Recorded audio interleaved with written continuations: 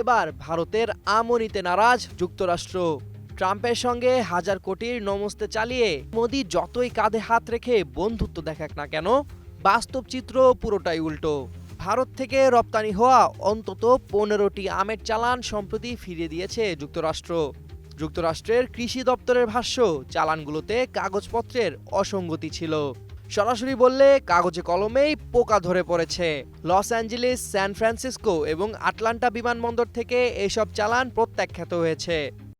কেসারেন শেকড় থেকে শিখরে।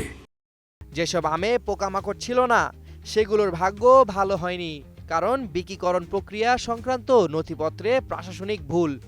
আমগুলো হয় ফিরিয়ে নেওয়ার কিংবা ধ্বংস করার নির্দেশ দিয়েছে কর্তৃপক্ষ। তবে পচনশীল এসব আম ফিরিয়ে আনার খরচ বেশি হওয়ায় যুক্তরাষ্ট্রে স্থানীয়ভাবে আমগুলো ধ্বংস করার সিদ্ধান্ত নিয়েছে রপ্তানিকারকরা। ভারতীয় আমের রপ্তানির প্রাথমিক গন্তব্যের শীর্ষে রয়েছে মার্কিন যুক্তরাষ্ট্র। তবে এই একটি সিদ্ধান্তই যেন কাঁপিয়ে দিল ভারত আমেরিকার দ্বিপাক্ষীয় বাণিজ্যের ভিত। পচনশীল আমের এই বিশাল চালান ফিরিয়ে দিয়ে যুক্তরাষ্ট্র কয়েক বাক্স ফল নয়, বরং বাতিল করে দিল ভারতের কূটনৈতিক আত্মবিশ্বাসের ফলাও দাবি।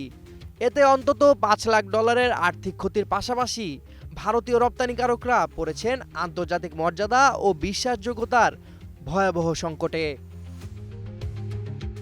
ঘটনাটি যেন রপ্তানির আড়ালে আত্মসম্মানের বিপর্যয়। এখানে প্রশ্ন ওঠে, কোথায় গেল সেই হাউডি মোদির সম্মেলনের প্রতিধ্বনি? ট্রাম্পের সঙ্গে হাত মিলিয়ে বন্ধুত্বের এক নতুন অধ্যায়ের ঘোষণা দিয়েছিলেন প্রধানমন্ত্রী মোদি। আজ সেই বন্ধুর দেশই ভারতের পচনশীল ফলের ভবিষ্যৎ নির্ধারণ করছে বর্জনের মাধ্যমে। তবে শুধু আমি নয়, সম্প্রতি মোদি সরকারের ব্যর্থতার তালিকা বেশ দীর্ঘ। পাকিস্তানের সঙ্গে যুদ্ধ পরিস্থিতিতে পরাজয়, ইসরোর ব্যর্থ স্যাটেলাইট উৎক্ষেপণ, আমেরিকা থেকে ভারতীয়দের ডিপোর্টেশন এবং ভারতীয় ট্রাভেল এজেন্টদের উপর ভিসা নিষেধাজ্ঞা।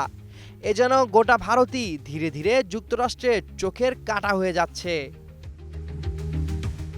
ট্রাম্পের সঙ্গে মোদির বিশ্ব বন্ধুত্ব নাকি কৌশলগত যুগল?